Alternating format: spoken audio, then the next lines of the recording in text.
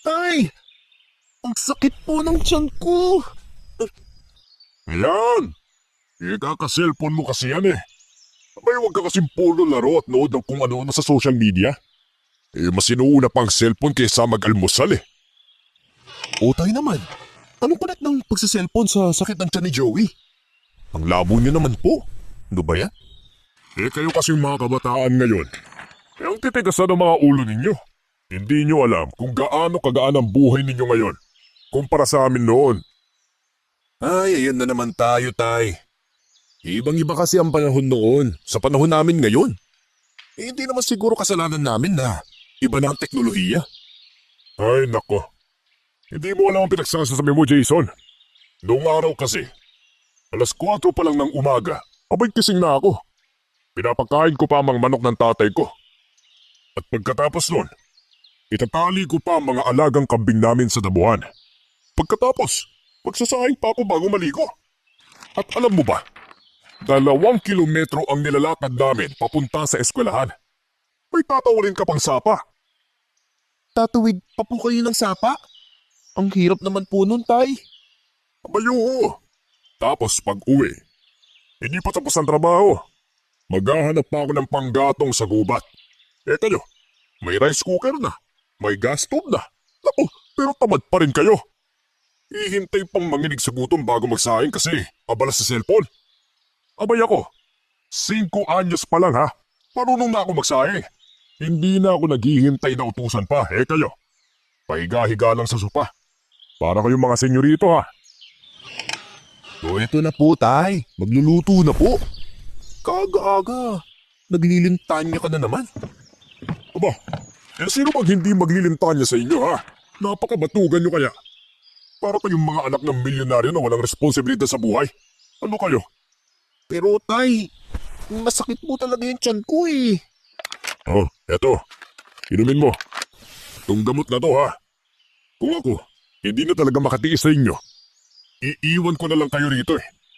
Tingin ko, hindi kayo tatagal ng isang araw na walang nag-aalaga sa inyo. Putay naman. Sobrang okay nyo naman po. Parang hindi naman siguro kami mamamatay agad kung walang mag-aalaga sa amin, no? Abay, wag mo sabihin niya. O ano? Pupunta kayo sa libingan ng nanay nyo at gigisingin nyo ang patay para magluto para sa inyo. Hindi naman po kailangang isama si nanay sa usapan. Tay, miss na miss ko na po si nanay. Alam ko, Joey, anak. Miss na miss ko na rin siya pero magang kinuha ang nanay niyo ng Diyos. Kaya, hayaan niyo magpahinga si nanay ninyo. Iiyak na niya si tatay, oh. Iyak na yan. No, hindi ako iyak, no? Anong akala niyo sa akin, bata? Tay, sorry po kung minsan matigas ang ulo ko. Ay, alam mo, Joey, anak, hindi ko naman kayo pinagbabawalan na gumamit ng cellphone ng kuya mo. Ang akin lang, matuto kayo maging responsable sa paggamit nito. Kayo halos hindi na kumakain eh. Maka-cellphone lang. Kaya nagkakasakit kayo eh.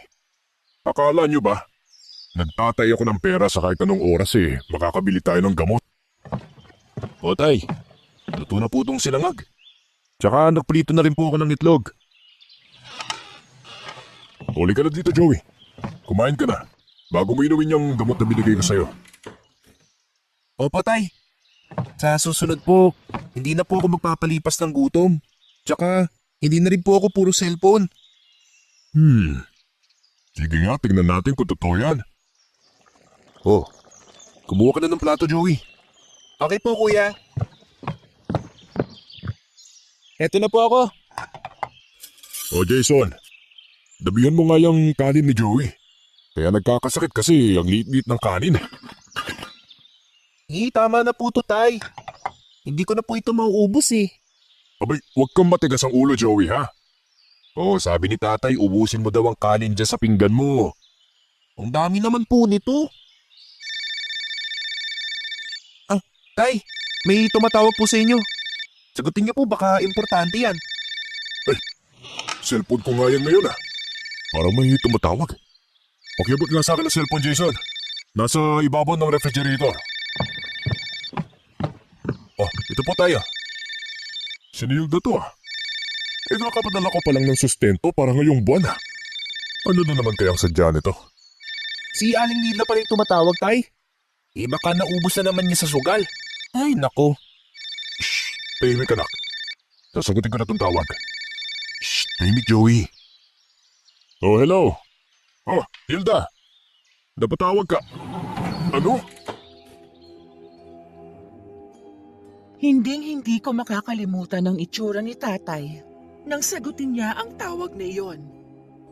Halos malaglag ang panga niya nang marinig ang balitang pumanaw ang anak niyang lalaki sa dati nitong asawa na si Aling Nilda. Malayo pa po ba yung Camiguin, tay? Medyo may kalayuan yan anak. Bakit kailangan pa talaga nating pumunta doon, tay? Pwede namang makiramay na lang tayo sa internet eh. Mag-comment na lang tayo ng condolence. Abay, yung bibig mo ha. Kuya mo ang pupuntahan natin doon. Bakit daw po namatay si Kuya James? Nadisgrasya daw sa motor. Kuwawa naman. Ang bata niya pang namatay. Dapat, doble ingat kasi sa pagmumotor. Nadidisgrasya na nga yung 4 na gulong. Motor pa kaya na, 2 lang ang gulong. O Jason, tama na yan. Tulungan mo na lang ako sa pagbubuhat ng mga bag. Ang dami naman po ng dadalhin nating gamit, tay. Magtatagal po ba tayo sa Camiguin? Parang gano'n na din anak. Magtatagal tayo doon. Kasi kailangan nating hintayin na mag 40 days ang kuya mo. Yan kasi si Aling Nilda nyo. Hindi mo paniwala sa mga ganyang bagay, kaya ako na lang ang mag-aasikaso. Para mas maayos ang libig ng Kuya James nyo. Ano po yung mga bote na nilalagay niyo sa bag niyo po? Yan ang magsisilbing protection natin anak. Habang maglalagi tayo doon. Isuot niya nitong medalyon ng Archangel Michael. Ngayon ko lang po nalaman na may ganyan po kayong medalyon, tay. Akala ko po ba manghihilot lang kayo? Ay, huwag ka na maraming sinasabi. Isuot mo na yan, Jason. Di mo alam kung anong klaseng lugar ang pupuntahan natin. Bakit ho? Marami po bang mga masasamang elemento dun o kaya mga engkanto? Hindi masasamang elemento. Kung hindi mga aswang. Medyo nag-iba ang timpla ng pananalita ni tatay na mga panahong yon. Dahil sa laking isla si tatay ay maalam ito sa panggagamot.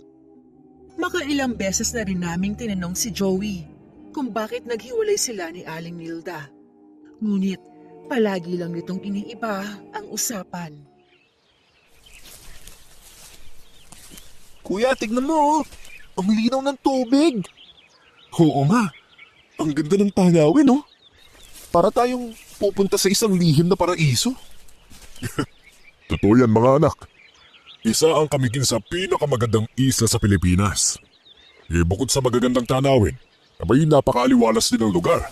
At mababait ang mga tao. Parang ang tahimik dito, tay. Pero bakit nyo piniling iwanan ng lugar na to, tay? Tay! Dito na lang po tayo tumiro. Bakit pinili nyo pong tumira sa Bicol kaysa dito, tay? May mga bagay na kailangang iwan anak. Para makaranas ka naman ng bagong buhay. Pakikipagsapalaran ang tawag doon. Mabuti pa kumilis na tayo. Para makahanap na din tayo ng relan na masasakyan. Wow! Ang daming lansones, tay! Ang sabi sa internet, dito ro sa Camiguin ang pinakamasarap na lansones sa buong Pilipinas. Naku, totoo pala talaga sinasabi nila sa internet, no? Akala ko hype lang yun eh. Tama yan. Tuwing Oktubre, may Lansones Festival dito. Ibig sabihin, masagana ang ani ng lansones. Kaya espesyal ito sa isla. Dapat umuwi tayo ng maraming lansones, kuya. Ano pa yung ibang pasyalan dito, tay? Marami anak. Pwede ka sa Sunken Cemetery. Sa Sunken Cemetery? Dati itong sementeryo. Pero noong 1871, pumutok ang isang bulkan at lumubog ito sa ilalim ng dagat. Wow! Ibig sabihin, may mga puntod pa sa ilalim? Oo. Kaya isa to sa pinakamisteryosong lugar sa Camiguin. Grabe, ang ganda naman pala dito. Ay, ano yun? Parang may pumutok po tayo sa loob ng bag ah. Shh! Hinaan mo boses mo. Buksan mo nga ang bag. Baka kung ano pang gamit na mabasag yan. Hala, yung langis po, tay. Yung langis niyo pong pumutok. Parang kumukulo eh. Kasi ang daming bula. Naku, kalintik na. Kakarating nga lang natin eh. Joey, Jason, bilisan niyo dyan. May malapit sa atin. Joey, halika na. Tay naman eh. Nakakatakot naman yung kinikilos niya eh. Pwede po bang kumalma lang ho kayo? Para kung nasa gera sa inaasta mo eh. Napaka-alerto. Dapat alerto tayo. Kasi hindi mo alam. Nagmamasid lang sila. Parang Diyosa kung iyong tatanawin ang isla ng Kamigin. Pero sa isang biro ay doon ko napagtanto na may tinatago rin palang bangis ang isla. Isang disgrasya sa puso ng lugar na ubod ng ganda. Robert, kayo na pala yan. Pasok kayo dito sa loob. Kumain na ba kayo? Tapos na kami kumain. Halika nga rito at mag-usap tayo patungkol sa nangyari kay James. Ang mga bata! Joey, Jason, upo muna kayo dyan sa upuan. Pakilagay niyo lang ang mga bag dyan sa sahig, ha? Pasensya na kayo. May kalumaan na itong bahay namin. Alam niyo naman, sa hirap ng buhay. Mas uunahin ko pang kumain ng 3 beses sa isang araw kaysa ipaayos itong bahay. Okay lang po. Hawakan ko lang po tong bag ko. Huwag na po kayong mag-alala, Aling Linda. Okay lang po kami. Condolence po pala. Sige. Maiwan na muna kayo dito at may pag-uusapan lang muna kami ng tatay niyo, ha? Okay po. Hoy Joey, huwag kang maglilikot dito ah. Hindi natin kilala mga tao dito. At makikitulog lang tayo dito kaya behave ka lang ha. Alam ko yun, kuya. Kaya magbibihib lang ako dito, no? Pero teka, ano yung ginagawa nila, kuya? Ah, yan ba? Baraha yan. Pwede rin po ba akong maglaro niyan? Naku, hindi no. Kasi bata ka pa. Wala kang pera pang pusta at higit sa lahat. Sugol yan no. Kaya bawal. Hindi ka pwede dyan. Sayang naman, parang ang saya pa naman nilang tingnan, no? Shh, ikaw Joey ha. Huwag mong ginagaya-gaya nakikita mo sa mga matatanda. Kuya, pwede ba nating tingnan yung kabaw ni Kuya James? We, kaya mo ba? Oo, hindi ako natatakot, no? O siya, sige na. Halika dito. Lapit tayo sa kabaong ni Kuya James. Kuya James, huwag niyo po kaming mumultuhin, ha? Uy, huwag mong hawakan niyang kabaong Joey. Kuya, pabuhat naman po. O bakit? Gusto kong makita yung mukha ni Kuya James, eh. Sa may salamin ng kabaong niya. Ayoko. Mabigat ka eh. Ang laki-laki mo na. Sige na, kuya. Ay, sige na nga. O ito na. Wala. Awa naman siya. Ang laki ng tahi niya banda sa may noo niya sa ulo. Joey, ano ba? Yung kamay mo, huwag ka nga masyadong magtuturo ng kung ano-ano. Bakit, kuya? Masama ba yun kapag nasa lamay? Basta bawal. Huwag mo turuin niyang patay na nasa loob ng kabaong. Parang magkamukha kayo ni Kuya James, Kuya Jason. Malamang. Half-brother natin yan, no? Kaya talagang magkakamukha kami. Kuya, kung matutulog tayo mamayang gabi, sino magbabantay sa batay? Wala namang natutulog sa lamay, Joey. So, hindi tayo matutulog? Paano kung mantukin ako? Hindi naman sa ganun. Yung mga matatanda, kaya iinom sila ng iinom ng kape para makatagal sila sa gabi. At para din sa hindi sila makatulog. Alam mo, bawal Joey na matulog na walang may iwang gising magbantay sa patay. Bakit naman po, kuya? Ang sabi kasi, kukunin daw ng mga aswang ang katawan at papalitan ng puno ng saging. Puno ng saging? Nakakatakot naman yun, kuya. Talaga? Kaya ikaw, huwag ka talaga maglilikot dito ha. Baka kunin ka ng aswang. Sige ka. Huwag mo namang tinatakot ang kapatid mo, Jason. Ah, Kuya, tinatakot mo lang pala ako eh. Natakot ka ba, ha, Joey? Hindi po ah. Strong po kaya ako tsaka malaki na po ako. Nakakatuwa ka namang bata ka. Ganyan-ganyan din ang Kuya James nyo nung kabataan niya. Paano po ba siya namatay? May nakainkwentro po ba siya sa daan? May nakabanggaan siyang pampasaherong rela dito sa amin. Yang si James kasi may pagkamatigasin din ang ulo. Ah, ganun pala. Yung nakakalungkot naman po ang sinapit niya. Bakit po pala may tahi siya sa bandang noo niya po? Eh kasi ang sabi sa purinarya, dapat daw tahiin ang sugat niya sa noo para mahitsura ang mukha niya. Sa mukha po ba ang apektado sa kanya? Nung pumunta nga ako sa ospital kung saan siya dinala, hindi ko halos makilala ang mukha ng anak ko. Masyadong basag yung mukha niya at naligo pa siya sa sarili niyang dugo. Eh, yung driver po ba ng rela nakulong? Nako, hindi ko na pinakulong at nagkausap lang kami sa presinto. Kasi kahit na magsampa pa ako ng kaso, hindi naman maibabalik ang buhay ng Kuya James niyo. Kaya ayun, napagkasunduan namin tutulungan na lang nila kami sa gastos sa burol at sa pagpapalibing. Eh, sa bagay po. May punto kayo dyan sa sinabi ninyo. Pero okay lang po ba sa inyo na hindi nakakulong ang taong dahilan ng pagkamatay ng anak nyo? Ang aga-agang nawala ng anak ko sa akin. Ni hindi man lang ako binigyan ng apo. Pero kung hanggang dyan lang talaga siya, ay wala tayong magagawa.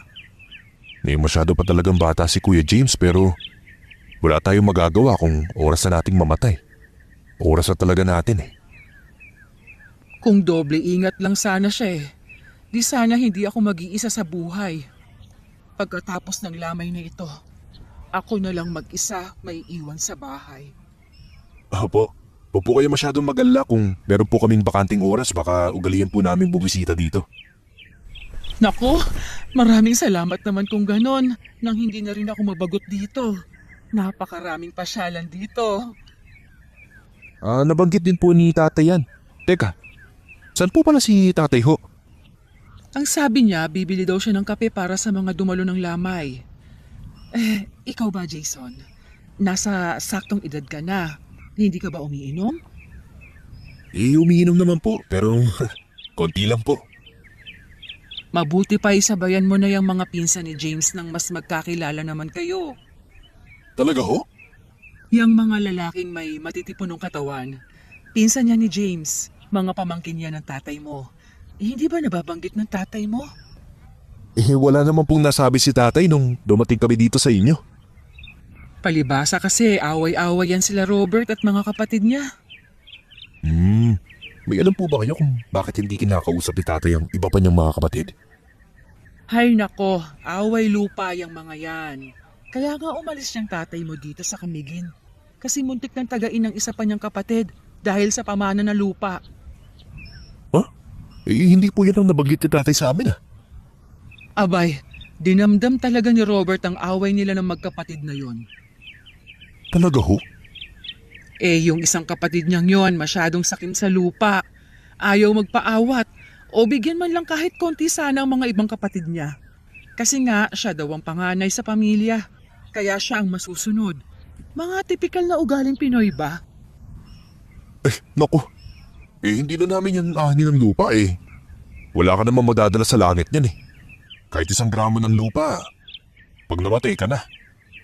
Tama ka talaga dyan, Jason. Kayo po ba, Aling Nilda? May mga kapatid din po ba kayo? Meron naman pero malabo kaming mag-away sa lupa. Dahil wala namang lupa ang magulang namin kasi mahirap lang kami noon. Ganun po ba? Itong lupa nga na tinitirikan ng bahay ko Pamilya ni Robert ang may-ari nito. Pinatira lang ako dito dahil din sa may anak kami ni Robert. Ngayong wala na si James. Baka magulat na lang ako at palalayasin ako ng mga kapatid ng tatay mo. Malabo naman po siguro mangyari yan dahil may karapatan naman siguro kayo sa bahay ninyo. Lalo pat, kayo po ang ina ni Kuya James. Ay, sana nga ganun na mangyari. Baka mamaya sugurin pa ako ng mga yun dito Naku, magtiwala lang po kayo, Aling Nilda. Hindi po yan mangyayari sa inyo. Tiyak ko po na ipagtatanggol din po kayo ni tatay kung sakali man. Nako, malabong mangyari yan, Jason. Kaya nga umalis yung tatay ninyo dito sa Camiguin dahil ayaw niya sa gulo. Jason, Joey, Nilda, may dala akong snack dito. O baka gusto nyo. Tsaka, pakitulungan na lang ako sa mga pinamili ko, Jason, anak. Opo tay, sige ho. Aling Nilda, mayuwan ko po muna kayo ha. Tutulungan ko lang po si tatay sa pagbaba ng rela sa mga pinamili niya. Sige. Walang problema yan sa akin. Jason! Kabagal eh. Parang bakla ako kumilos. Oo tay, nag-uusap lang kami ni Aling Nilda eh. Marami-rami na ring naikwento si Aling Nilda patungkol sa pamilya ni tatay at kung paano sila nagkakilala. Nagkayayaan naman kami ng mga pinsan ko ng inuman. Hindi na ako tumanggi pa sa inuman dahil nakita ko itong pagkakataon para mas makilala ang mga pinsan ko sa pamilya ni tatay. Pstoy! Jason!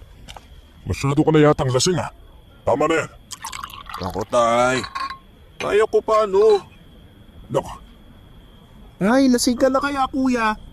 Tignan mo nga yung tsinelas mo. Mali ang pares na isa na sinuot mo. ala. Ganun ba? Hindi ko napansin eh. O yan, lasing ka kasi ng lasing eh. Yung bahon na ng hininga mo kuya. Ito naman makareklamo eh. Dali, pumasok ka na sa loob. Lasing ka na eh. Pasok na kuya. Huwag na matigas ang ulo mo. Anong nangyayari? Bakit parang sira ang bumbilya? Oo nga no. Parang naka-on off? On off ah. Ayos, kumukutita pa. Advance Merry Christmas na ba to? Jason, yung pagiging palabiro mo, ilagay mo sa lugar ha. Nasa lamig tayo. Pumasok ka na doon sa kwarto mo sa itaas. Ito na nga, papasok na. Pep! Dahan-dahan lang kuya. Baka matumba ka. Iinom ka kasi ng inom eh. Hindi naman pala kaya. O Joey, pakibantayan niyang kuya mo ha. Huwag mong palabasin. Kunting-kunti na lang, makakatikim na sa akin yan. Opo tay. O narinig mo yun kuya. Huwag ka na daw pang lumabas at bumalik sa inuman ha. Dahil baka makatikim ka na kay tatay. Pakikuha nga ako ng mainit na tubig, Joey. Sige na, nahihilo na ako eh. Parang masusuka ako. Naku kuya, bawal ka dyan. Ay, naku kuya, bawal ka sumuka dyan sa higaan. Wala nang ibang beses si Aling Nilda. Init na tubig. Gusto ko ng kape. Ay, kung ano-ano na lang inuutos mo sa akin eh. Nasinggero ka kasi. Sige na, Joey. Oo na. Kukuha ko na mainit na tubig ha. Basta dyan ka lang. Hindi ka na lalabas ha. Oo, hindi na. Promise. O sige, hintayin mo yung kape kuya. Saktong pagkalabas ni Joey mula sa kwarto na kinahihigaan ko, ay may narinig akong isang malakas na pagaspas ng pakpak sa labas. Meron ding huni ng ibon na akalain mo'y isang uwak dahil sa tunog na ginagawa nito. Ngunit nakapagtataka dahil 12:00 na ng gabi.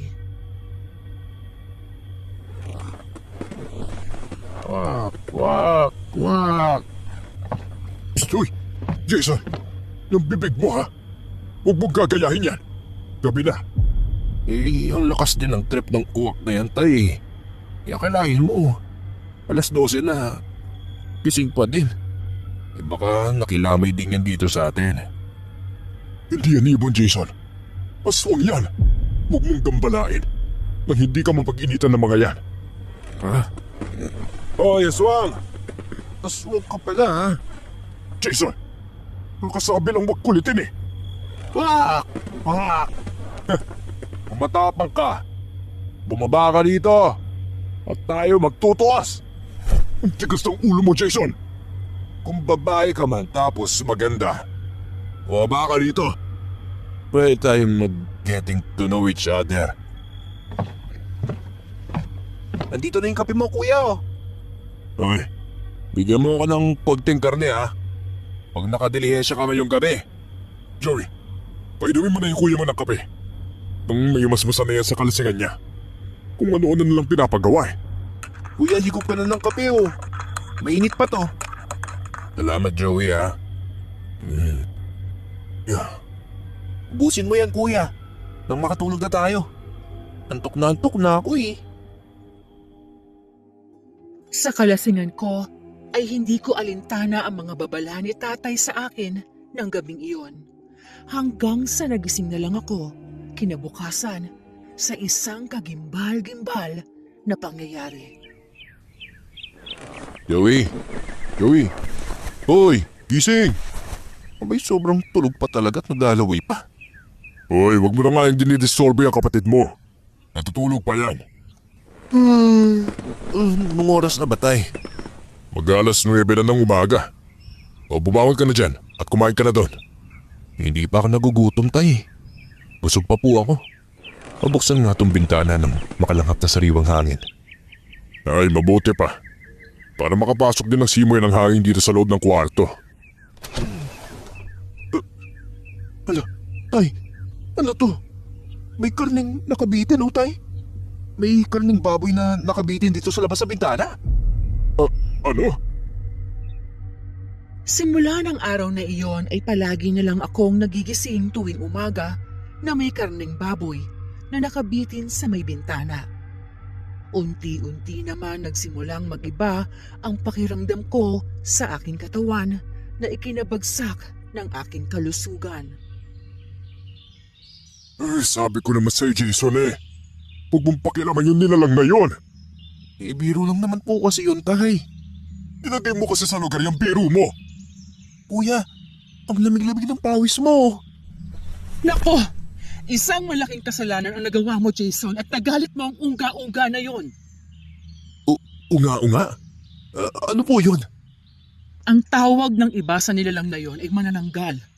Bali-balita dito sa amin na marami raw talaga ditong unga-unga. Daya na pong gagawin ko. May nakabitin pa rin bang karne ng baboy sa labas ng bintana mo kanina? Opo. Yan na nga ba sinasabi ko eh. Paniguradong hindi tayo titigilan yan. Ano pong gagawin ko, tay? Natatakot na ako. Ayoko na dito. Umuwi na tayo sa Bicol, tay. Abay kung uuwi man tayo sa Bicol, saan naman tayo makakahanap doon ng manggagamot, Aber? Parang nasusuka po ako, tay. Ay nako, hindi ko pa naman alam kung buhay pa ba si Kuya Pedro ngayong matagal-tagal na tayong hindi nakapunta dito. Sino po si Kuya Pedro? Si Kuya Pedro, isa siyang bantog na manggagamot dito sa amin dati, anak. Hindi ko na nga alam kung buhay pa ba yun eh. Halos 30 taon na kaming hindi nagkikita. At kasamaan ko siya na sa pag-aaral ng paggagamot. Baka may iba pa po kayo nakikilala na manggagamot, tay. Kayo po, Aling Nilda. May kilala po ba kayo na maalam sa panggagamot? Wala eh. Pero balita ko, Robert, buhay pa si Pedro. Yun nga lang daw, alis ng alis kasi may hinahanap daw siyang hiyas. Ay, magandang sinyalis yan. Kasi papalapit din ng Semana Santa. Kung ganon, pupunta tayo roon, anak. Para mapatignan kita dyan sa nararamdaman mo. Ano ba yan? Ang lagkit ng pawis mo, kuya. Tapos ang lansa. Yan kasi. Magbiro ka na sa lasing. Huwag lang sa naghahanap buhay na aswang. Ano ba? Tumahimik ka nga, Joey. Mas alam mo pinapalala ang karamdaman ko eh. Tama ko, tay. Pwede ba yun? Oo, sige. Magbihis ka doon kung gusto mo sumama. Magkano na ba ang pamasahe papuntang Katarman? Aba, yan ang hindi ko masasagot, Robert. Kasi hindi naman ako nagpupunta ron. O Joey, bilisan mo namang mabihis dyan. Ilalamig na ako, tay. Ang lamig. Pakikuha na nga rin ng jacket ng kuya mo sa maleta niya. Ito na po, tay. Halina kayo. Baka hindi natin maabutan si Pedro sa kanila. Hindi naman ganon katagal ang biyahe, kung kaya't mabilis kaming nakarating sa bahay ni Mang Pedro. May kalayuan ito mula sa highway, kung kaya't kailangan pa naming lakarin papasok upang makarating sa kanyang kubo. Nasaan na ba yun? Tama, dito yun. Dito yung daan. Paano niyo po nakilala si Mang Pedro, tay? Magkababata kami noong araw. Talaga ho? Nagulat na lang ako nang pagbinata kami. Bigla siyang nahumalay sa panggagamot. Yung pala ang nanay, namatay. Dahil sa barang ng aswang kaya naisipan niyang maging manggagamot. Ako naman, parang naging interesado na rin. Kaya nagpaturo ako. Pero dahil din sa umalis ako dito, di ganun kalawak ang kaalaman ko sa panggagamot. Magaling po ba siya, tay? Naniniwala po ba kayong kaya niya akong pagalingin? Aba syempre, maabilidad si Pedro, no? Pero kahit na higit na makapangyarihan ng Diyos kesa sa kanya, manalig na lang tayo. Ang layo naman po ng bahay dito, tay. Ang layo nila sa bahay ng kanilang mga kapitbahay. Ganyan talaga dito, anak. Malayo pa ba tayo, tay? Yun ang kubo. Nakikita ko na. Bilisan natin. Tabi-tabi po. Pakikiraan lang po kami. Tapo! Para namang walang tao sa bahay, tay. Parang matagal na pong walang nakatira. Kasi ang dumi po ng paligid, oh. Walang nagwawalis. Naku, ganyan na talaga yung si Pedro. Hindi talaga yan mahilig maglinis ng bahay niya. Ganun? Pedro! Pedro! Sino ang hinahanap nyo? Anak ng tokwa. Iha. Kilala mo si Pedro yung nakatira dito? Yung bang manggagamot? Bakit? Anong sadya nyo kay Pedro? Abay, may ipapagamot sana kami. Sino ang ipapagamot nyo? Si Jason sana, yung panganay ko sa pangalawa kong asawa. Wala siya. Si Tatay Pedro, umalis siya. Ilang araw na ang lumipas. Tatay? Tatay mo si Pedro? Ako ang nag-iisa niyang anak na babae. Tuloy kayo. Wag na lang. Babalik na lang kami kapag nakauwi na siya. Matatagalan pa bago siya makabalik dito sa amin. Ako na lang ang gagamot. Marunong ka palang manggamot. Tinuruan ako ni Tatay Pedro kaya maalam ako sa panggagamot. Kaya hali kayo, tuloy, at ako ang gagamot sa'yo. Ano ngang pangalan ng binatang to ulit? Jason. Jason ang pangalan ko. Maraming salamat sa pagpapatuloy, Iha, ha? Walang anuman. Ano bang nararamdaman mo sa iyong katawan, Jason? Parang nanlalamig ako na parang naduduan pero hindi naman matuloy ang pagsuka ko. Pero ang lagkit talaga ng pawis ko tsaka ang lansa pa. Ganun ba? Baka may kasalanan ka. Sabi ko na nga ba eh. Ganito kasi yan, Iha. Ano ba ulit pangalan mo? Tawagin niyo na lang ako sa pangalan na Cherry. Cherry. Ganito kasi yan. May kinulit kasi siyang unga-unga noong mga nagdaang gabi. Sa sobrang lasing niya. Pero hindi naman niya sinasadya yun. Naglalasing ka pala, Jason.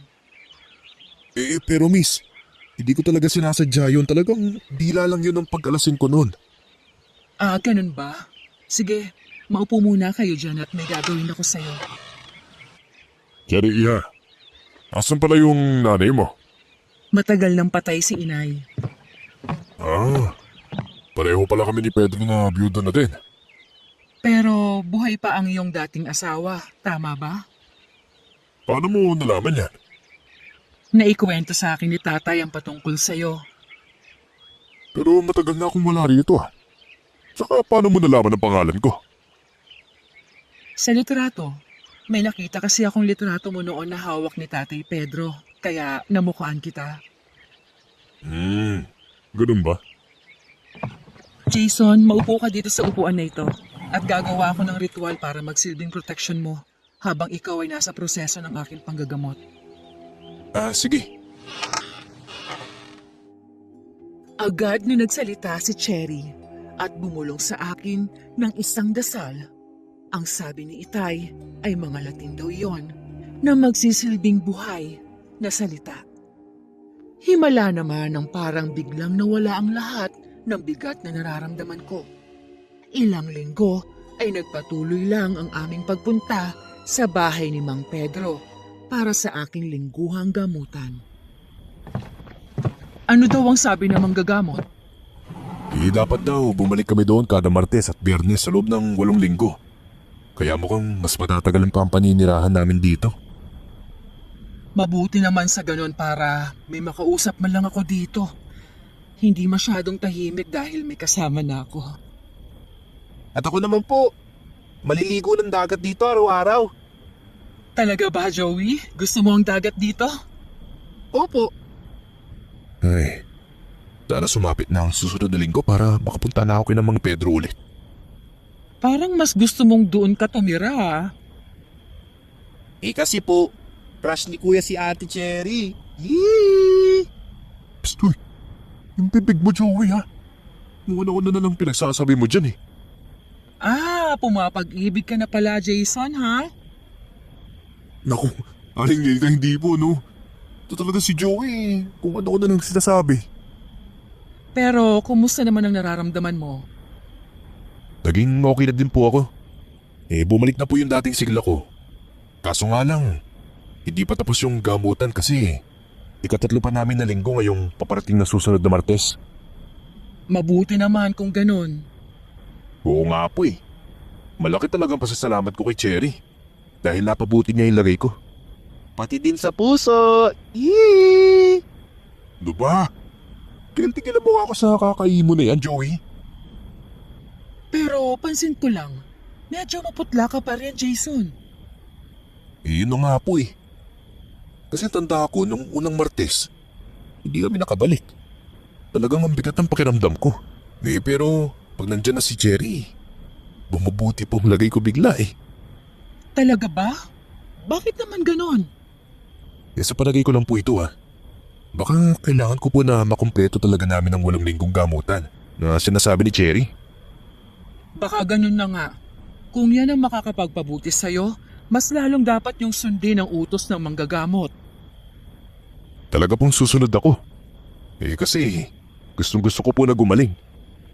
Oh, si Robert na bala yung naglalakad papunta rito, oh. Tatay! May pasalubong ka, tay?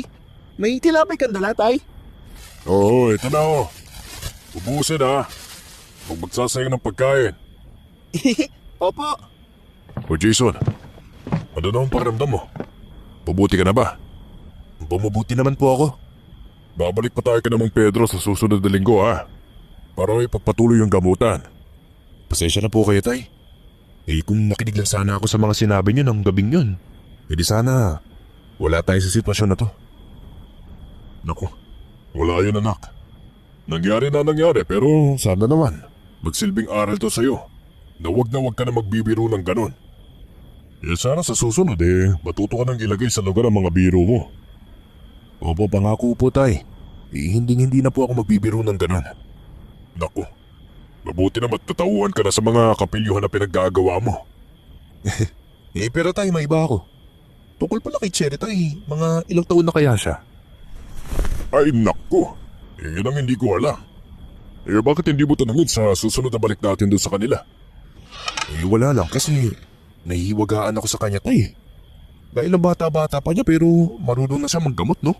Akalain mo yun? Ay naku, sus! Kita na kita, Jason. Sa gamot ka ba talaga nahihiwagaan o sa gumagamot mismo? Parang pareho po sa dalawa eh. Ay naku, yun nga ba sinasabi ko sa'yo eh. Naku, ikaw talagang bata ka. Nagagandaan lang po talaga ako kay Cherry, tay. Parang hindi siya manggagamot sa panabas sa inyo eh. Kasi yung bata-bata pa niya. Kadalasan kasi sa mga manggagamot, di ba? Mga dugyot tignan. Oo nga yun din ang napapansin ko sa kanya. Iba yung aura niya sa mga manggagamot na kilala ko dati. Hindi siya dugyot tignan. Mukhang mapapadalas ang punta ko dito sa Camiguin, tay ah. Sa mga dumarating pa na buwan. O umayos ka, Jason ha. Yang si Cherry, anak yan ng kaibigan ko kaya ayus-ayusin mo talaga. Oo naman po. Baka ang totoo niyan, magaling ka na talaga. Nagsasakit-sakitan ka lang para makahanap ka ng rason para makabalik kay na Pedro at makita si Cherry ulit. Iwan ko ba tay kasi lumalakas ako kapag malapit lang si Cherry sa akin eh. Hoy, mag-aaral ka nga muna bago yung mga ligaw-ligaw na yan. Naku tay, hindi yan makikinig si kuya kasi crush niya si Ate Cherry. At saka, hindi yan magpapapigil no. Pustahan man. Ikaw bibigwasan talaga kita, Jason. Oy Joey, ang hilig mo talaga magsulsol. Naku tay, huwag kayong magpaniwala kay Joey. Siguro pwede kayong mag-love team kuya. Pwedeng Jason, Jerry, pwedeng Jerry. Anong Jerry? Jason at Cherry. Jerry. O baka kakaselfo mo na naman yung Joey kung ano-anong love team na mga cheche-bureche nakikita mo sa kakagamit mo na social media na yan eh. Hindi kaya tay. Kadalasan sa pinapanood ko kaya may mga nakakatulong sa pag-aaral. Kagaya ng? Mga ABCD videos po tsaka mga pambatang kwento. Talaga ba? Oo nga. O kuya, ang kulit mo. Kagaya nga ng bili ni Cherry sa amin, ay kaagad na bumalik kami pagsapit ng Martes sa bahay nila Mang Pedro. Sa pagkakataong ito, ay si Mang Pedro talaga mismo ang naabutan namin sa bahay. Pedro, ikaw na ba yan? Kasi no, Robert, ikaw ba yan? Ano? Buti naman nakuwi ka na pala. Saan ka magaling at wala ka nitong mga nakaraang linggo? Alam mo na buhay sa panggagamot Naglakbay ako sa Bukirin para manguha ng hiyas dahil sa papalapit na Semana Santa. Alam mo naman. Bakit parang ang laki ng tinanda mo ngayon Ito talagang kabayaran sa aking kakayahan. Yung mabilis na pagtakbo ng oras para sa akin. Mga anak ko pala. Si Jason tsaka si Joey. Parang kailangan ng anak mong si Jason ng tulong ko Oo kailangan na kailangan talaga. Kasi itong si Jason may pagkapilyo din Ay nako, nagmana sa tatay. Parang ganun na kasi itong anak ko, nagbiro sa isang umaunga kaya yan, nanghihina. Ganun ba? Naku, halika dito sa loob at susuriin ko. O mano kayo mga anak? Mang Pedro nyo yan. Mano po. Mano po? Buti naman at nakabalik ka na dito sa amin din. Kasi namatay yung anak namin ni Nilde. Ganun pala yun. Nako. Nakikita ko kasi si James dito ang bilis ng magpatakbo ng motor Kasayang ang batang yun. Naway kaawaan ng Diyos ang kanyang kaluluwa. Yun nga din ang sabi nila Di na lang ako nagsalita pa.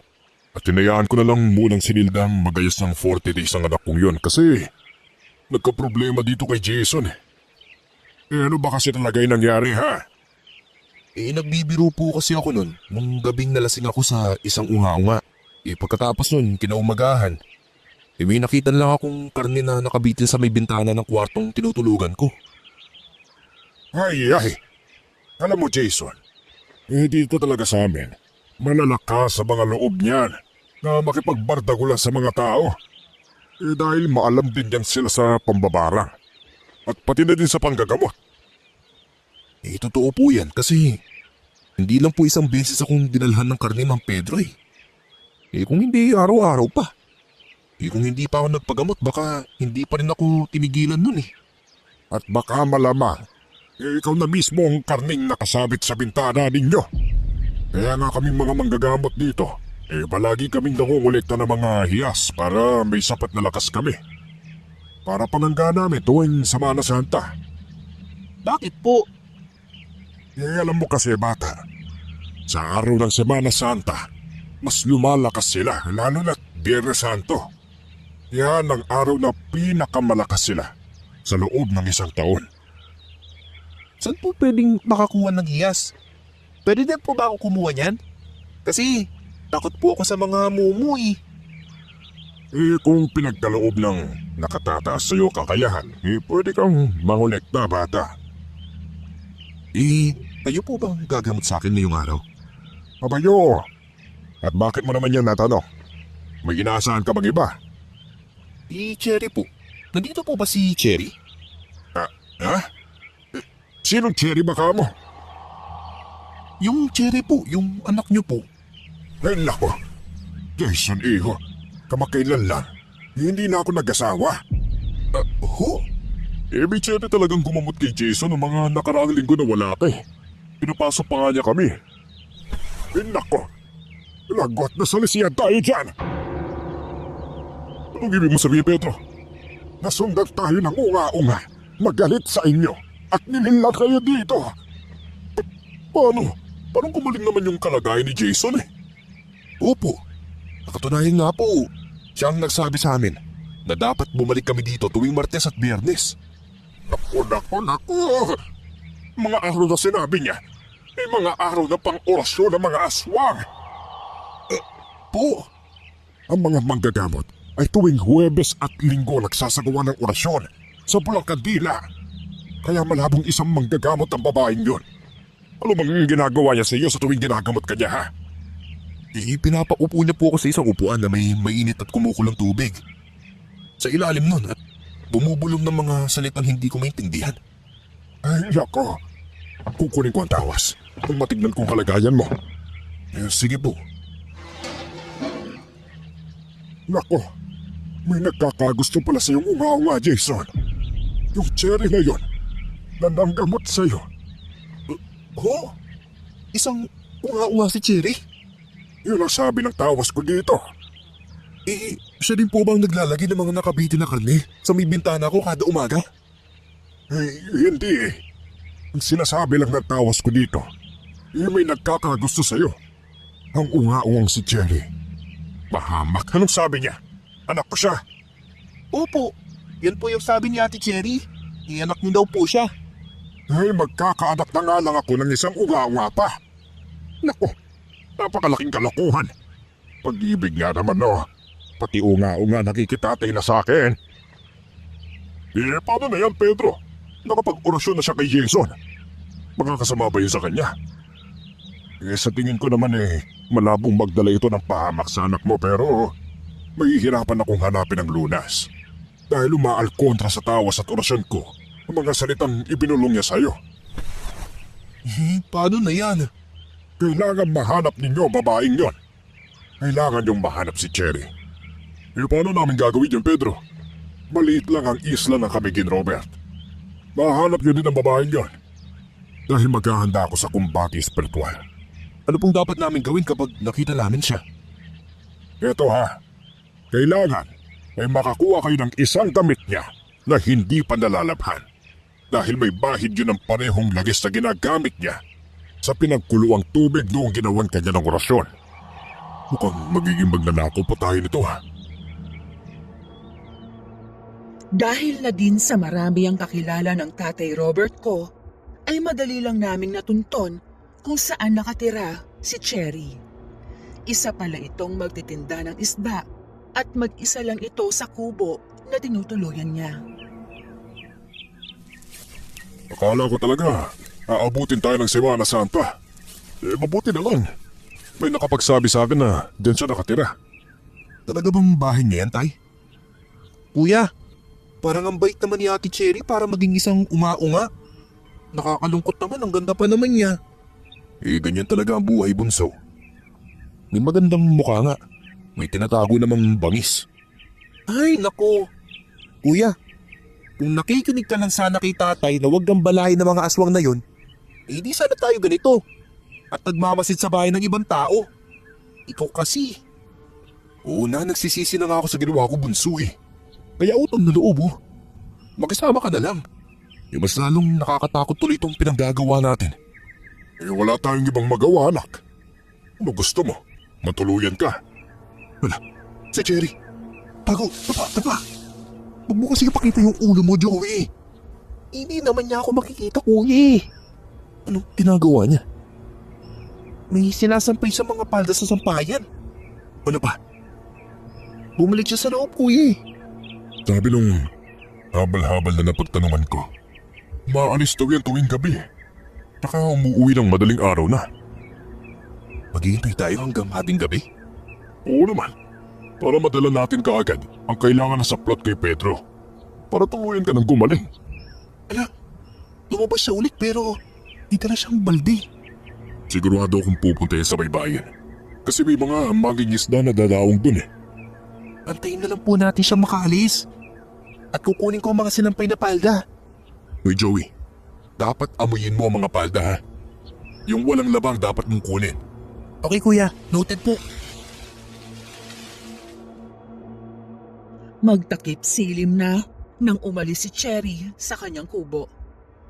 Kaagad namang pumasok si Joey sa bahay nito at inamoy lahat ng sinampay na damit sa sampayan at sa isang basket. Kaagad niyang kinuha ang isang palda at kaagad namin itong dinala kay Mang Pedro. Palda lang yung walang laban na damit eh. Okay na siguro to. Bilisan niyo na ang pagdalakad para makarating na tayo sa bahay ni Pedro. Sana matapos na to, Diyos ko. Pangako talaga magtitilo na po ako pagkatapos nito, tay. Dapat lang. Talagang magtinu ka na. Dahil grabe yung pinagdaanan natin dito, no? Lumuwas ako pa Bicol para makahanap ng matinong trabaho. Dito lang pala sa Camiguin magiging magdanakaw ako. Oo nga, kuya. Yang tigas kasi ng ulo mo eh. Sabi nang magtitino na nga ako eh. Ano ba? Malapit na tayo sa kubo ni Mang Pedro. Pedro! Pedro! Pakibukas ang pinto! Hali kayo, pasok! Akin yung dami. Wala pong damit eh. Palda lang po yung meron. Ayos na yan. Ito na po. Umapo ka dito, Jason. At tatawasan kita ulit. Oh, anong nakikita mo, Pedro? Proteksyon. Isang orasyon na pang proteksyon ang ginawa ng Cherry na yun sa anak mo, Robert. Kung ganun, bakit nagagawin yun? May ibang babae akong nakikita eh. Anong nakikita mo? Isang babae na may kaidaran na eh. Ha? Anong ibig mo sabihin? Dalawang nagkakagusto sa anak ko na aswang. Kuya, heartthrob ka pala sa mga aswang eh. Pistoy, Hindi ka nakakatuwa, Joey ah. mukhang may alam to sa kulang mababaeng to. Ano ho? Kulam? Yun ang sinasabi ng tawas ko eh. Gusto kong tanggalin ang pinanggala niya. Pero sadyang maalam siya sa pagtatago ng presensya niya sa dilim eh. Sino naman ang babarang sa akin? Wala naman ho akong naging kaaway dito sa isla. Inggit. Nagsisidhing inggit. Yan ang dahilan ng kanyang pagkabuhi sa'yo. Yung mga pinsan ko, imposible naman. Nakainuman ko pa nga lang sila eh. Ang babaeng ito ang naglalagay ng karneng nakabitin sa bintana mo tuwing umaga. Wala akong maisip kung sino eh. Malapit ito sa'yo. Ha? Si Aling Nilda lang naman ang may edad na babae na nakakausap ko. Mula nung dumating ako dito sa isla. Hala, umukulo ang tubig, kuya. Kasambit mo na ang pangalan ng may gawa. Oh? Si Aling Nilda? Sa oras na nabanggit ng biktima ng barang ang pangalan ng nagpakulam o nagkulam sa kanila, mismo ay kukulo ang tubig kahit walang apoy. Kusang iinit ang tubig na nasa loob ng maliit na balanggalita. Imposible naman yata yan, Pedro. Kasi ang bike ni Nilda sa amin. Pinatuloy pa nga niya kami sa bahay niya. Alam mo, minsan ang kabaitan, Robert, ay maskara lamang na masamang intensyon. Ang dating asawa mo ay isang mambabarang. Pero ano naman ang kinalaman ni Jason dito? At bakit si Jason ang pinupunti niya? Yan ang bagay na hindi natin malalaman. Kailangan mong kausapin si Nilda patungkol dito at ipatigil ang kulang. Anong gagawin ko pagkatapos? Humingi ka ng tawad sa kanya sapagkat nararamdaman kong may nagawa kang kasalanan sa kanya. Kung ako may kasalanan sa kanya, bakit si Jason ang kinukulam niya? Alam mo, hindi ko alam ang sagot sa katanungan na yan, Robert. Paano kung ayaw niya? Paano kung ayaw niya magpatawad? Naku, hindi pa natin siya nakakausap. Kaya huwag mo na natin siyang husgahan. Baka mapatawad ka niya kung ano man ang kasalanang nagawa mo sa kanya. Naku, pupuntahan ko siya sa bahay niya. Pero, ihabilin ko muna ang anak ko sa'yo, Pedro, ha? Ihamak na, mas ligtas sila dito. O sige, walang problema sa akin yan, Robert.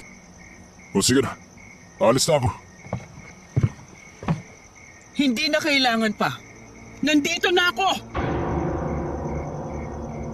Si Aling Nilda, tay! Nasa labas siya! Nilda! Naramdaman kong binanggit ang pangalan ko sa kumukulong tubig. At alam kong alam nyo nang ako ang may pakana sa sakit ni Jason.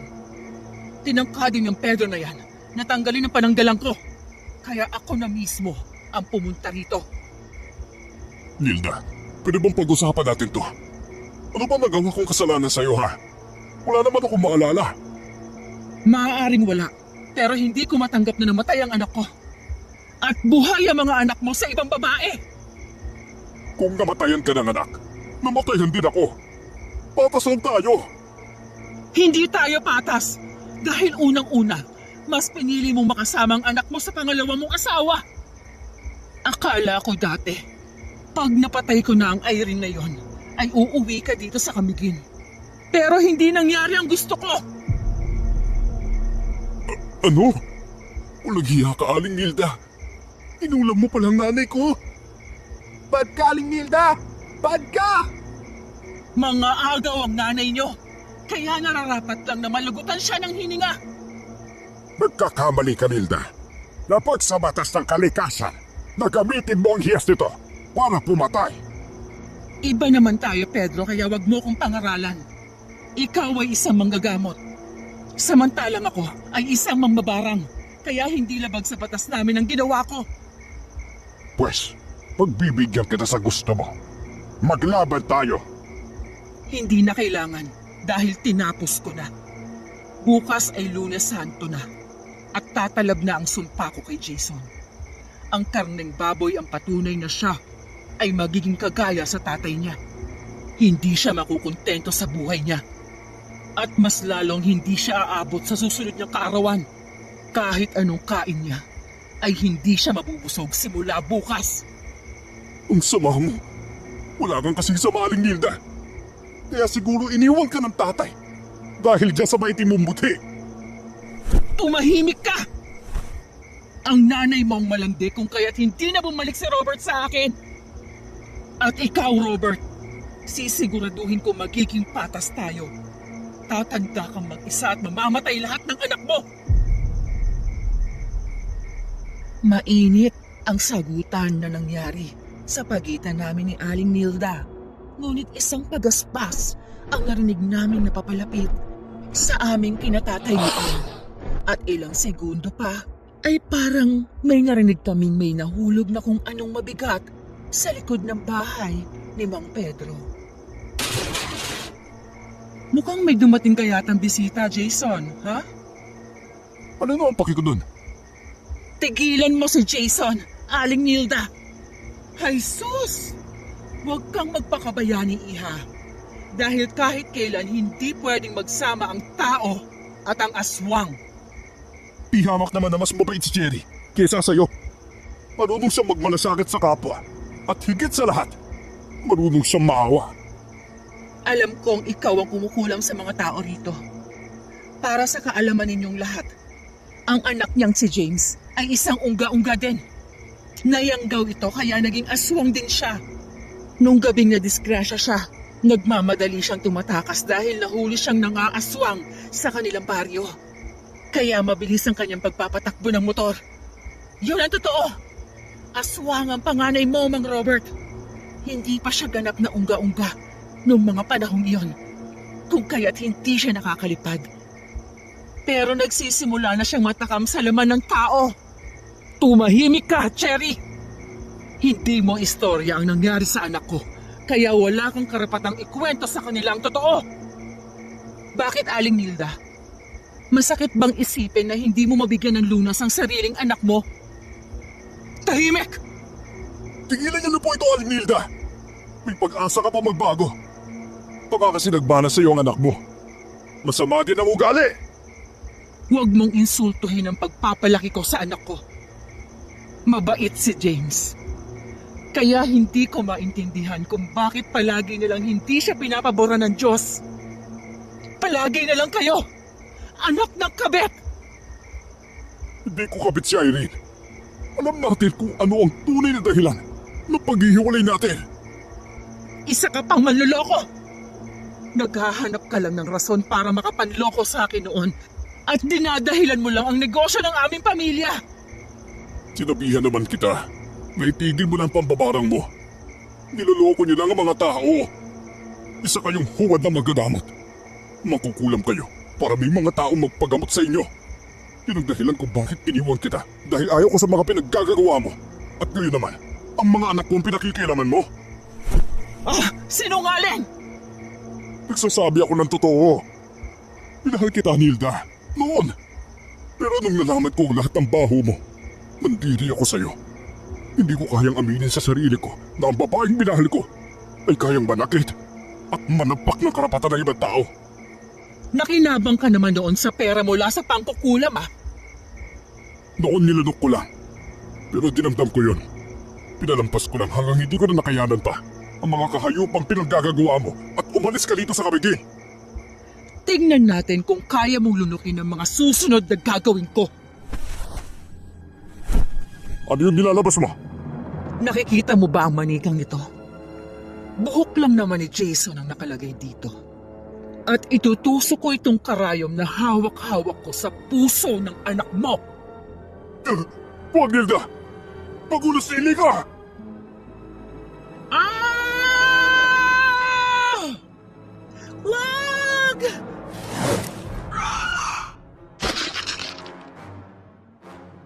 Nakaramdam ako ng sakit sa puso ko na para bang tinutusok ito ng kung anong matulis na bagay.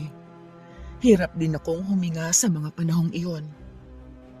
Habang pilit na binabawi ni tatay ang manika kay Aling Nilda, ay bigla na lang naging malabo ang paningin ko at tuluyan akong nawala ng malay. Kuya! Nasaan ako? Tay! Mang Pedro! Ate Cherry!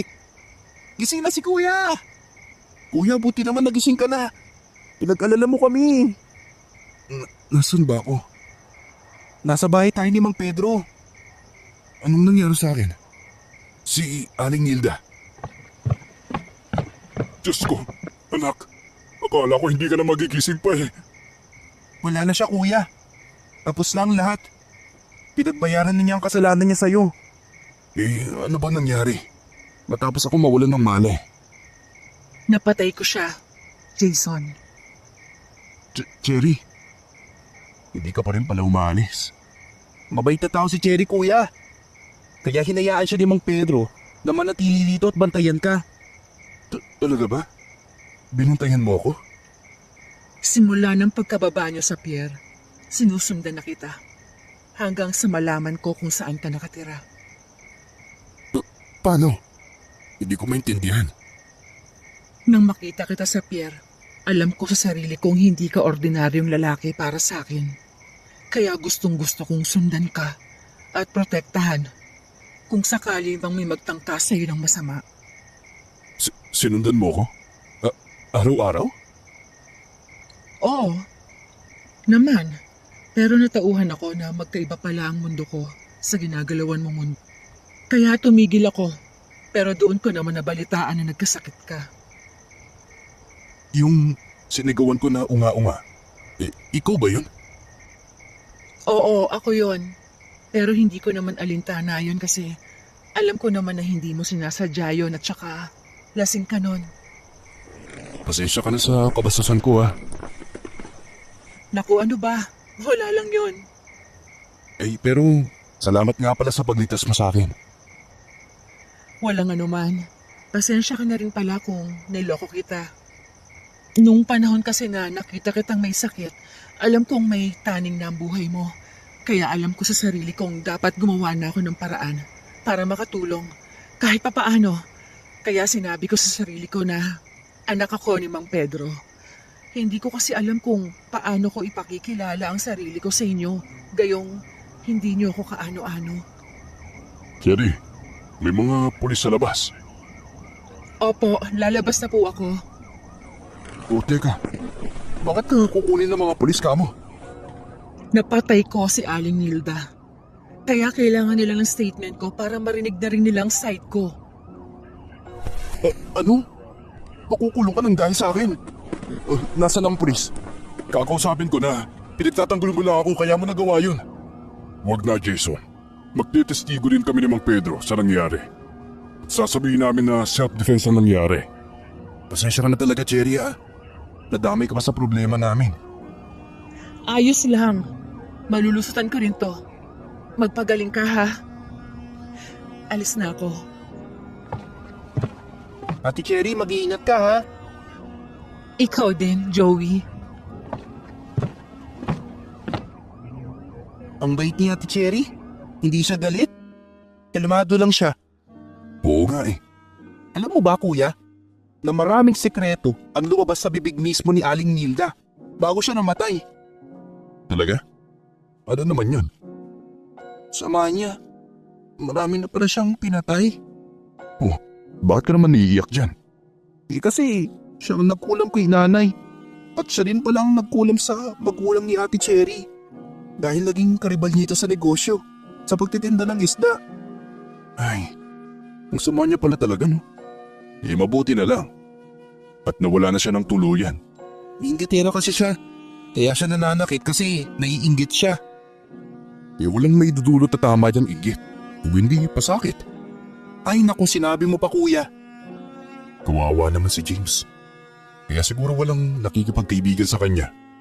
Dahil sa ugali ng nanay niya. Naku, masama din to yun si Kuya James pala, kuya. Kasi ang totoo pala na nangyari kung bakit siya pumanaw.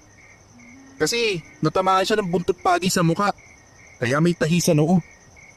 Oo nga eh. Eh kung pinili lang sana ni Aling Nilda ang pagiging magagamot kaysa pambabarang, eh baka nagamot niya si James. Sabi nila, nahawaan daw siya ng pagiging aswang. Kaya nagaswang siya sa mga kapitbahay niya. Hanggang sa naabutan siya ng aswang sa isa sa mga buntis na inaaswang niya. Kaya yun, nahampas siya ng buntot pagi. Napuruhan siya, tsaka napaharurot sa motorsiklo niya. Pero hindi rin siya nakalayo kasi nabangga siya sa rela. Ang saklap naman na sinapit niya. Naawa ka pa talaga sa kanya, kuya? Oo. Eh kahit pa paano, kapatid natin siya. At sigurado kung hindi din niya ginusto maging ganun. O maging aswang. O ikaw, hindi ka ba naawa? Hindi. Kasi yung bad nila, kuya eh. Dapat yung kaawaan yung kagaya ni Ate Cherry. Mabait siya. Tsaka matulungin sa kapwa. Yun lang, aswang siya. Pero maganda din naman siya kahit aswang siya. Kuya, sabi ni Mang Pedro, bawal ka makipagrelasyon sa aswang. Dahil ibang mundo na kinagagalawan mo sa kanila. O bakit naman hindi? Kung gusto ni Cherry, okay lang sa akin. Bawal nga ang kulit. At alam nga ni Ate Cherry, no? Kaya nga naintindihan niya ang punto ni Mang Pedro. Kaya awat ka na, kuya. Kaya mo na si Ate Cherry. Tinulungan ka lang niya kasi alam niyang siya ang makakatulong sa atin sa panahong yun. Dahil sa nangyari, ay may kinakaharap na kaso si Cherry ng murder. Naging usap-usapan din sa Kamigin na selos ang pangunahing dahilan ng krimen. At napagbintangan pa si Cherry na naging kabit ni tatay na siyang pinagselosan ni Aling Nilda. Ay mga chismosa talaga. Kung ano-ano lang pinagsasabi. Tara putulan ng dila eh. Kaya mo na yan sila, tay. Aba, sinabi ba naman nakabit ko na si Cherry? Kaya sinugod daw siya ni Aling Nilda. Ay, yung mga klaseng taong yan ang dapat kinukula mo na aswang eh. Oo nga, agree ako sa'yo, tay. Ay naku, ang hirap niyo talagang kausap no? Ang init ng mga ulo niyo. Abay kung hindi lang dahil sa Nilda na yon, pwede sana wala tayo sa sitwasyon na to ngayon eh. Nangyari na, tay, kaya tiwala lang tayo sa Diyos. Malalampasan natin to. Eh at least, Nawala na si Aling Nilda sa langdas natin. eh pati ako, kailangan kong pumunta dun sa korte para magtestigo para makalaya na si Cherry. Inosente ba naman yung tao eh? Ganyan talaga yan pa. Kahit self-defense yung ground ng suspect, kailangan pa rin patunayan sa korte. Malakas naman ang laban ni Cherry kay Aling Nilda, no?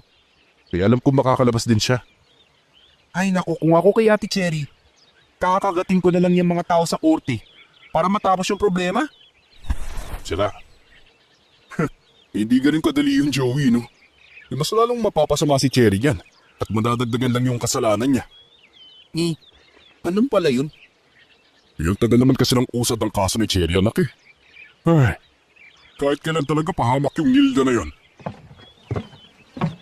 Uy, saan ka pupunta, kuya? Kakain ako. Parang hindi ako nabubusog eh.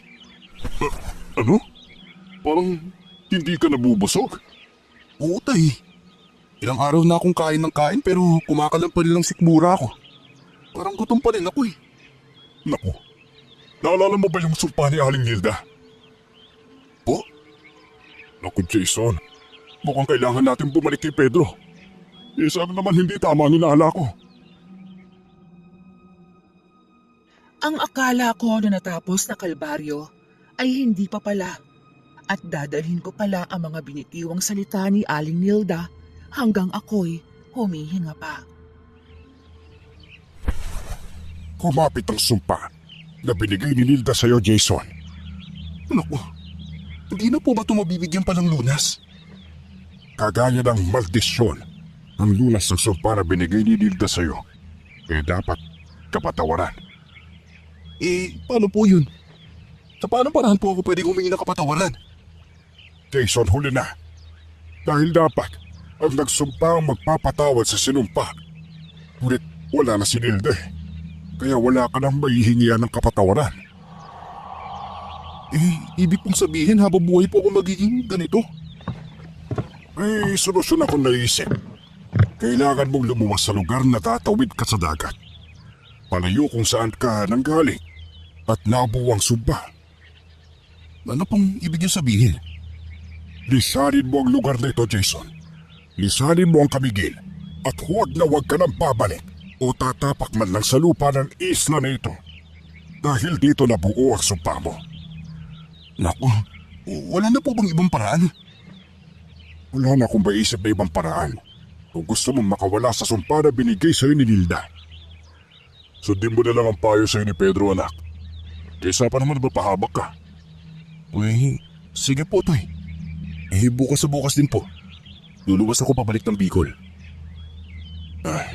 Mag-iingat ka sa biyahe mo, ha? Kami naman ni Joey. Kailangan pa naming manatili rito para sa kaso ni Cherry. Pero hayaan mo, anak. Huwag kang mag-alala. Dahil tatawagan ka namin at i-update ka namin sa mga nangyayari dito, ha? Kagaya ng ibang bagay, mayroon tayong ginusto pero kailanman ay hindi mapapasa iyo.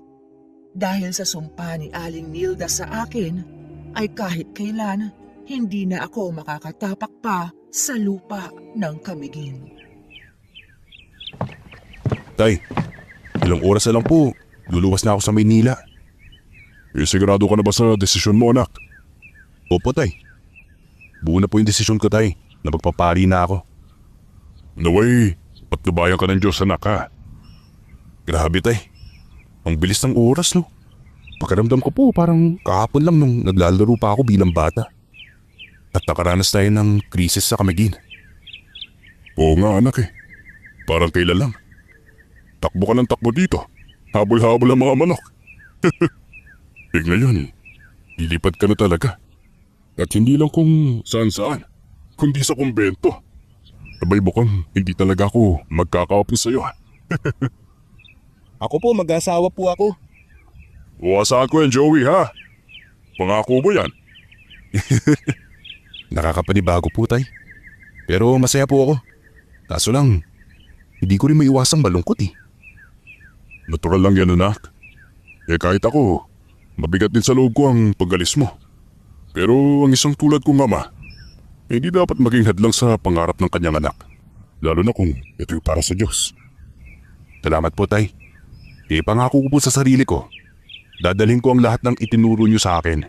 Ang kasipagan, katatagan, at higit sa lahat yung pananampalataya. Aba, hindi lang yan, anak, ha? dapat mo ring dalhin ang pagmamahal mo sa kapwa. Huwag mong kalimutan kung saan ka nagsimula.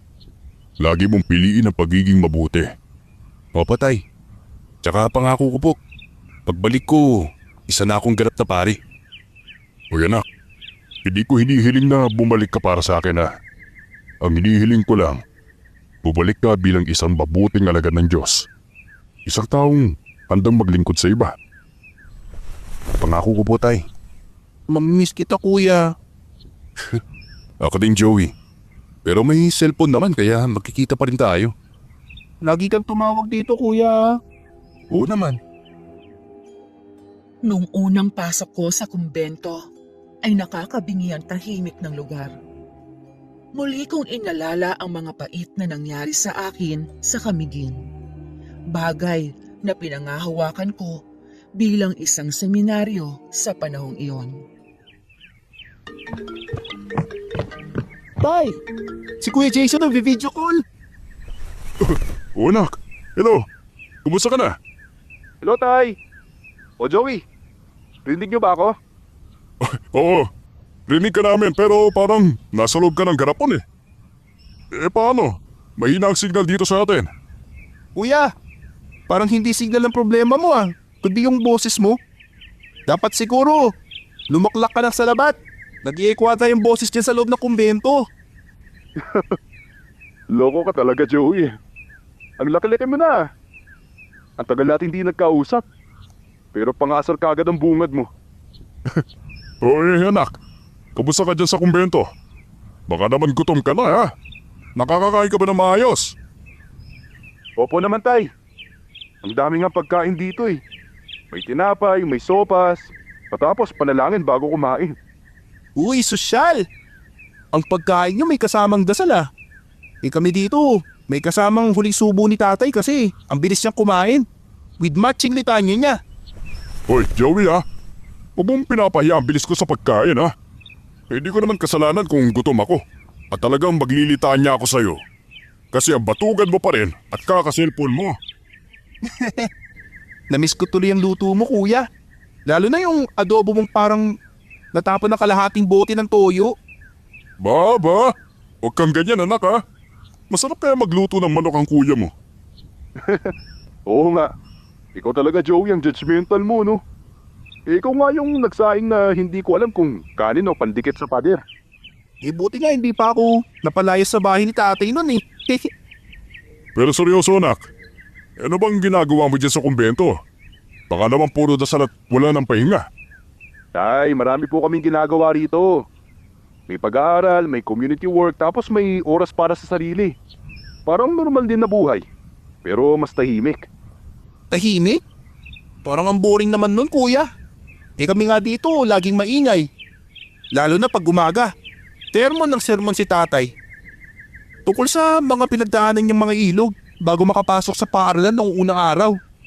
Ba, totoo naman yun eh. Ibang-iba talaga ang henerasyon ninyo ngayon.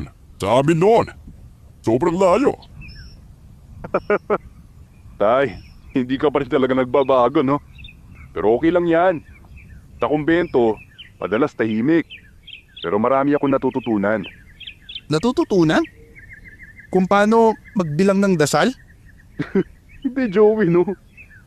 Yung natutunan kong mas maging pasensyoso, mas makinig sa iba, at mas mahalin ng Diyos at kapwa. Paano pag may nakaaway ka dyan? Wala bang laban-laban dyan? Tayo naman, no? Kumbento po ito, hindi boxing gym, no? Hindi pa rin bagay sa yan, kuya. Naalala mo ba nung sinubukan mong mag-basketball dati? Akala mo free throw? Yun pala, tinamaan mo yung nanay ni Mang Berto. Stoy, huwag mo ako ipahiha, Joey. Tsaka hindi ko sinasadya yun, no? Hoy, pero anak, aminado ako. Miss na miss ka na namin dito. Hindi na pareho yung napagkainan natin. Ako rin tayo. Minsan gusto kong umuwi. Pero alam kong ito ang tamang landas para sa akin. Alam mo, kuya, ang boring din dito, no? Pag wala ka. Wala akong kaaway sa unan tuwing gabi. Joey, parang gusto kong umiyak sa sinabi mo. Hoy, huwag kang umiyak dyan. Kung gusto mong umiyak, umuwi ka na muna rito nang makita kita. Tay naman Hindi pa nga po ako pwedeng umuwi. Pero huwag po kayong magalala. Sa puso't isip ko, palagi ko kayong kasama. Naiintindihan ko anak. Basta kahit anong magyari ha. Dito lang kami ng kapatid mo. Oo nga kuya.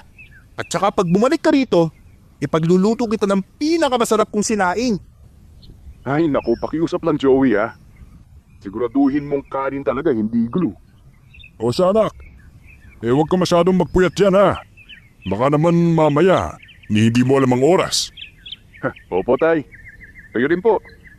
Huwag masyadong magbadali sa pagkain ha. Baka isang araw, mawalan ka ng panguya. Loko ka talaga Jason oh. Kuya, miss na miss ka na talaga namin. Babalik ka pa naman, di ba? Oo naman.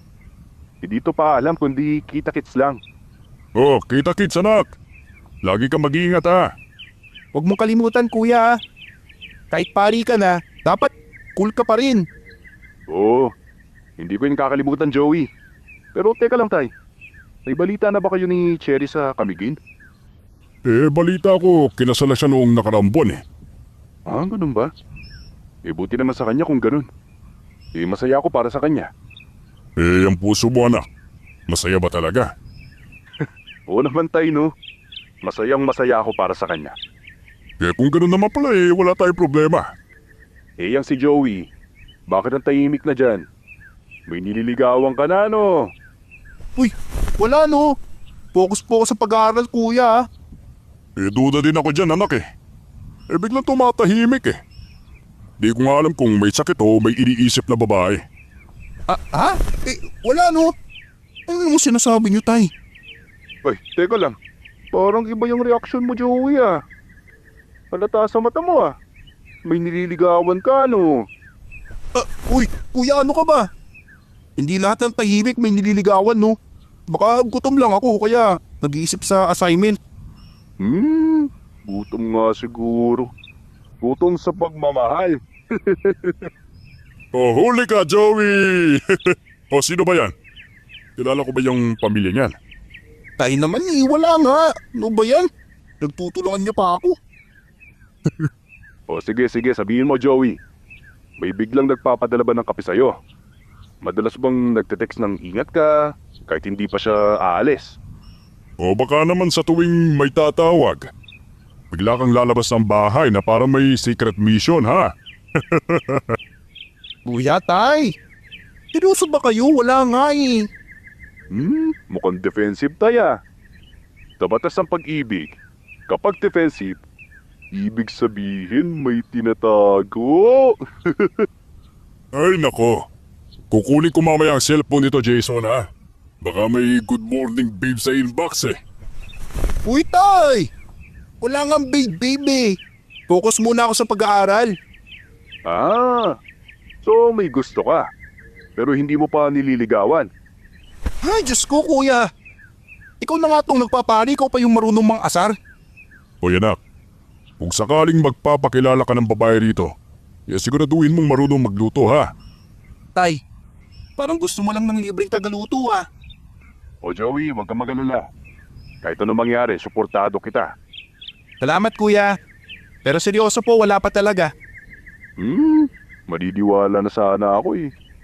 Pero nag-iiwas ng tingin tapos biglang nagiging mahihain bigla. Pati kanina lang malakas mo mga sara. Ay, Diyos ko, tama na nga to.